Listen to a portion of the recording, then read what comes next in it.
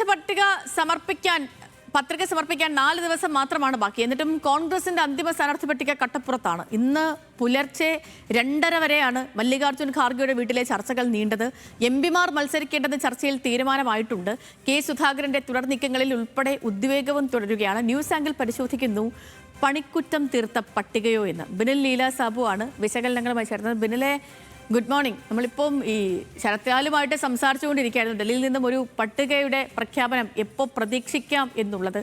ചർച്ചകളിലൊന്നും തീരുമാനമായിട്ടില്ല. ചർച്ചകളൊക്കെ പുരോഗമിക്കുന്നുണ്ട്.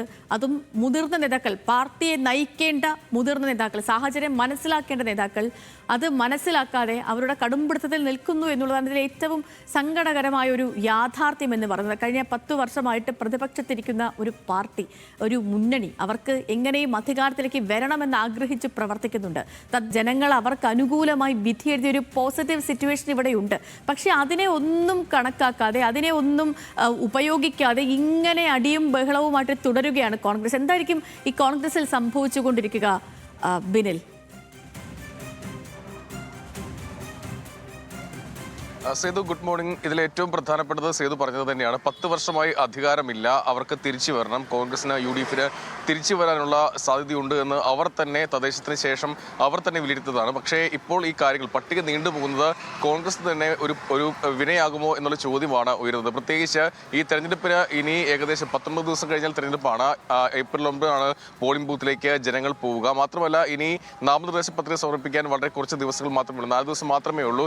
ഈ 19 ദിവസത്തിനുള്ളിൽ ഈ മണ്ഡലം മുഴുവൻ ഓടിയെത്തണം. ഇപ്പോൾ LDF ആണെങ്കിലും അതുപോലെ തന്നെ BJP ആണെങ്കിലും അവരുടെ പ്രാഥമിക ഈ പ്രചാരണം തുടങ്ങി കഴിഞ്ഞു. ആ ഘട്ടത്തിലേക്ക്, ഇടത്തിലേക്കാണ് ഇവർക്ക് എത്തിച്ചേരേണ്ടത്. അതിന് തീരെ സമയമില്ല. ആ സമയത്താണ് ഇത്തരത്തിൽ വലിയ തർക്കങ്ങളും ബഹളങ്ങളും ഇപ്പോഴും തുടരുന്നത്. അന്തിമ പട്ടിക ഇനിയും വന്നിട്ടില്ല. 40 പേരടങ്ങിയ പട്ടികയാണ് ഇനിയും വരേണ്ടത്.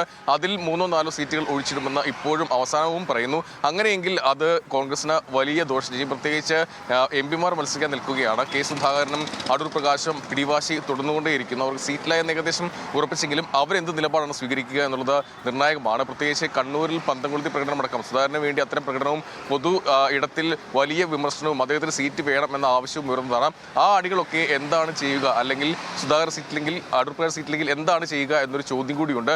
അങ്ങനെ പോവുകയാണെങ്കിൽ കോൺഗ്രസിന് വലിയ തിരിച്ചടി നേരിടേണ്ടി വരും എന്ന ഒരു പൊതു വിലയിരുത്തൽ കൂടിയുണ്ട്. എന്തായാലും ഇക്കാര്യത്തിൽ LDF-ഉം BJP-യും ഒരു മുഴം മുന്നേ എറിഞ്ഞ് അവർ ഒരു പടി കടന്നിരിക്കുകയാണ്. ആ പ്രചാരണം ഊർജിതമായി മുന്നോട്ട് പോവുകയും ചെയ്യുന്നു. അവിടേക്കാണ് ഇനി കോൺഗ്രസ് പട്ടിക പ്രഖ്യാപിച്ച് സ്ഥാനാർത്ഥികൾ രംഗത്ത് ഇറങ്ങി വരേണ്ടത്. എന്തായാലും കോൺഗ്രസിന് വലിയ തിരിച്ചടി ഉണ്ടാക്കുന്ന നീക്കമാണ് ഇപ്പോൾ പോകുന്നത് എന്നാണ് ഒരു പൊതു വിലയിരുത്തലുണ്ടാകുന്നത്. അല്ലെങ്കിൽ വേഗത്തിൽ ഇന്നിപ്പോൾ പട്ടിക പ്രഖ്യാപിക്കുമെന്നാണ് പറയുന്നത്. പക്ഷേ സമയമൊന്നും പറഞ്ഞിട്ടില്ല.